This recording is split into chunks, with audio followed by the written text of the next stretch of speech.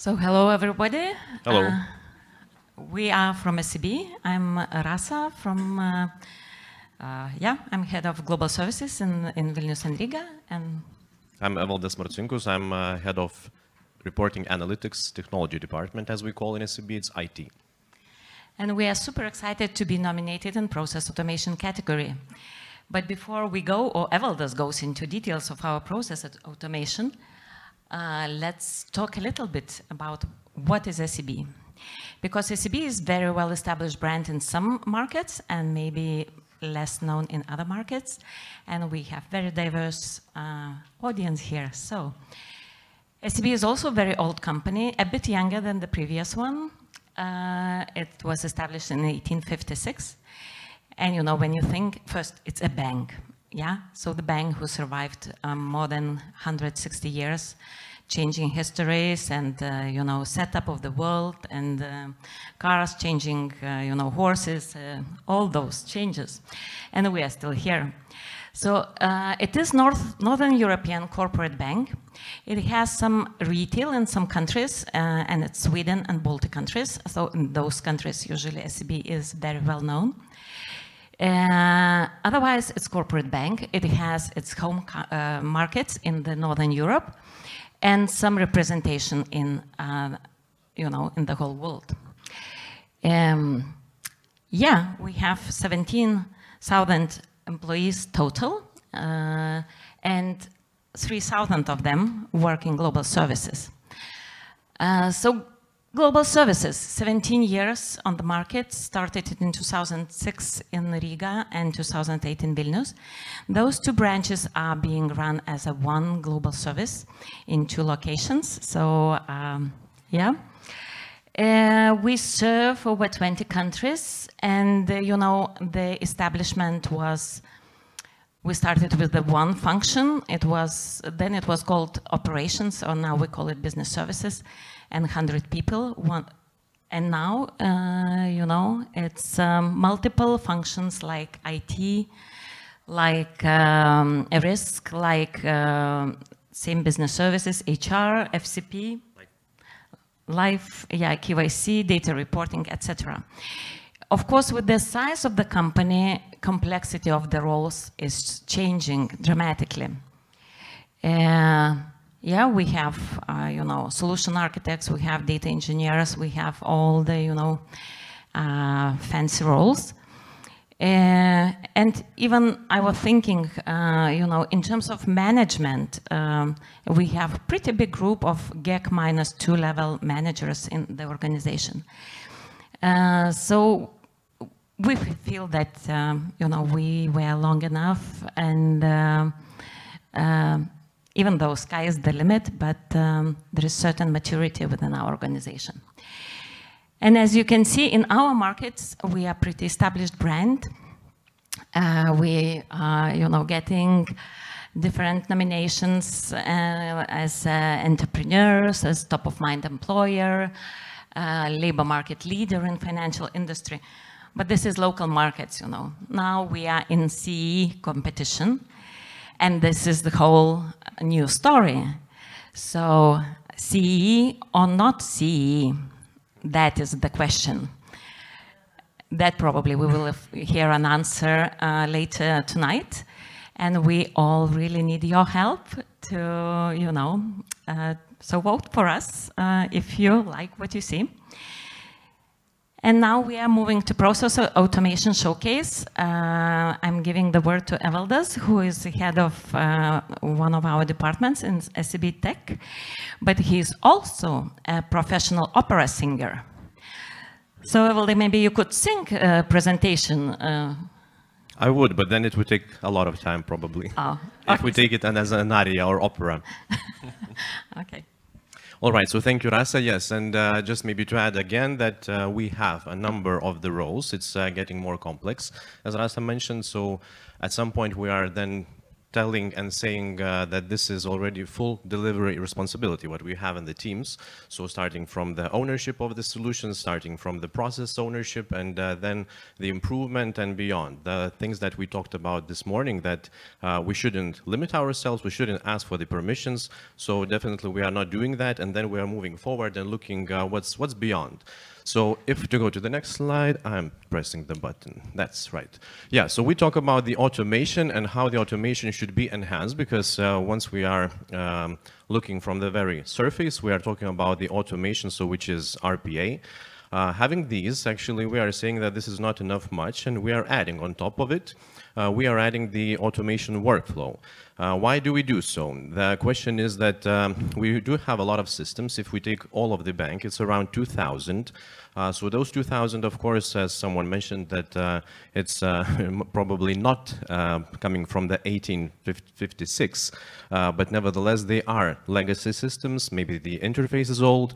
So for the users to use those systems, it's quite cumbersome. So the thing is that we need to enhance those.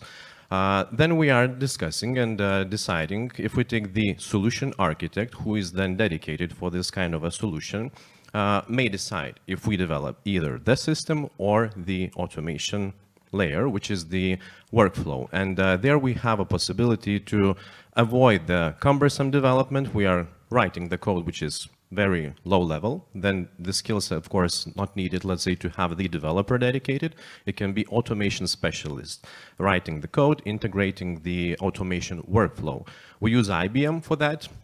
Then it's a very simple logic, easy integration, and I would say then simplifying the process, because if you take the forms, what are coming from the IBM workflow, those are delivering quite a lot of value, standardize the process, and allow for us to avoid the errors.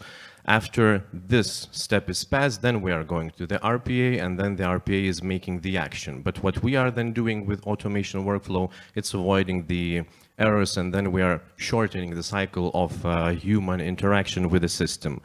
With this old interface, we're coming to the better interface, quite quick, quite fast. We are then entering the details, and we are moving that forward. And having this as the approach, we were considering that, let's say, the person is moving out of the old interface to the automation workflow interface, and what kind of the cases could it be used for? That was our question. And moving forward, we have those three. What we would like to then present you today, or maybe to get into details into one of those, but we have three processes. So it is the payment initiation, the accounts receivables, and general ledger manual adjustment. We call it manual because it still requires an insight and interaction with the system. If you know what is general ledger, so probably you know that it is also not supposed to be adjusted very frequently or without interaction, that it is automatically done. So definitely it should be some interaction by human as well. So those three cases allow us then to automate quite a lot and to save a lot of time. Moving forward, then we are thinking how to enhance it. So we'll come to that part as well. But then looking into the general ledger manual adjustment, so the process was really cumbersome for us because it required a lot of time, required a lot of interaction, required a lot of dedication of the teams from the operations, from the finance teams, and of course the interaction with our business, because there is the decision then made whether the adjustment needs to be made in the general ledger, or let's say to what extent are we adjusting, let's say, the general ledger. For me, like for a non-IT person, what was important is that, you know, in this case, we are automating not only the process, but also the governance of the process. So basically, who has the right to decide that adjustment is needed, who's approving that, who's controlling this. Yeah, and with RPA, we couldn't achieve that. So that's why we went with workflow. Yes, indeed. And then doing those things in automation workflow, we also were considering that the actions must be logged. we need to archive everything what's done, because initially everything was done on paper. Let's say if you still have to have a proof, have the logging of the actions. So this is then done automatically. We have archiving, we have a standardized process, and any user that is expected to get into this then gets notifications. So those users are then interacting with the system, but not sending back and forth the emails and enlarging the process itself. So that's what we were looking for. And those aspects that we were thinking then that using automation workflow, we would be benefiting to those. So how did the process look like? In a very, very short, let's say, overview, if you would read it, but I would just tell you in very quick that in order to make the general ledger adjustment, we had a lot of interaction between the teams. You see the people here are those little figures that are in one color, but if we take the teams, we would color them differently. And the case was that in order to continue to the very last end, that where the RPA is standing, it means that then we required a lot of time. Once you send an email, once you are interacting by phoning someone and then getting the approval that this kind of a ledger might be adjusted, and it's okay then to add those, let's say, inconsistencies or gaps to be fixed. So someone would ask, probably as we discussed yesterday, why shouldn't we use the artificial intelligence in that case? What is not possible yet, that we are not willing, you know, to say that there is inconsistency or data anomalies, and we would like to use artificial intelligence, and this is then fixed automatically. Definitely, we need some interaction. So having these icons next to those people, you see that there was a lot of time consumed for that. And what we were aiming for is the second row, and there we achieved applying the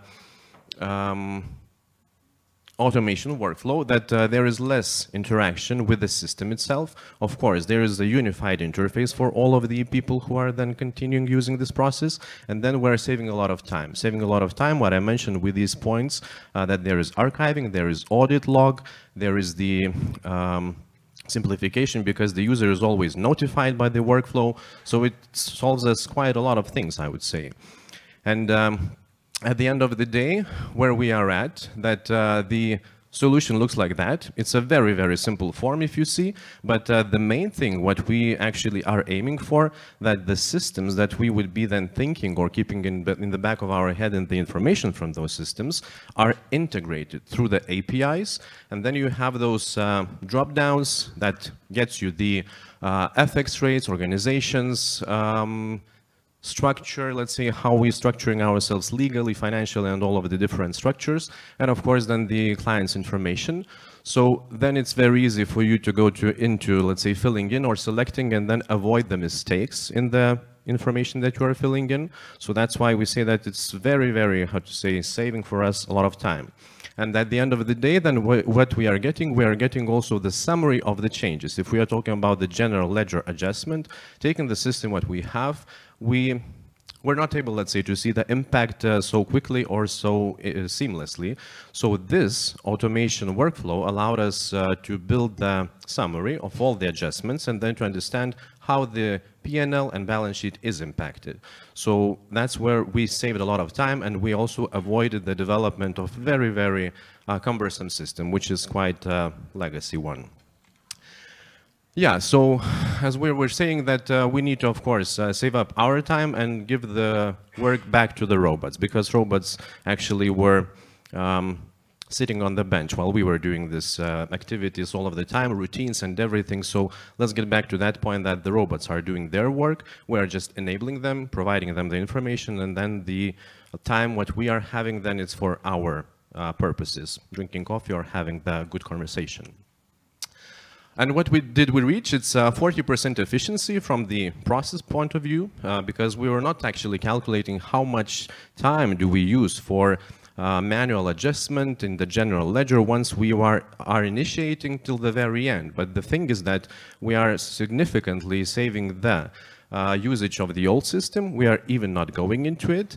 The automation makes its part, makes its job once we are providing the input, and the notifications what we are getting, they are also then saving for us quite a lot, because we are not required to send emails or make the phone calls for our colleagues. And if the sums are quite significantly huge, then different parts of the organizations are, of course, then included into the process that they would approve that this adjustment can be made. So that's why we say that it's very efficient from that point of view. And using those three workflows, what I mentioned, accounts receivables, general ledger adjustment, and payment application, we have around 70% of a speed increase. So we are aiming for more. And as I mentioned in the very beginning, that we are not yet applying the artificial intelligence, but we are thinking of it. And our approach is that we would like, of course, to get into the details, into the numbers, what we are adjusting, when we are adjusting, because as someone was presenting today, accounts receivables, it's already automated. If it is the accruals, and if you are getting it monthly, of course, we do automate it. It's workflow plus RPA, and then it comes each month for you automatically, this invoice into our invoice system. So there, of course, are the possibilities to apply the artificial intelligence and getting the insights to make all of the forms seamlessly filled in, and there is just a human interaction needed for you to approve that this is the action to continue. So we are then continuing looking for more opportunities to use it. And that's about it. Thank you for listening.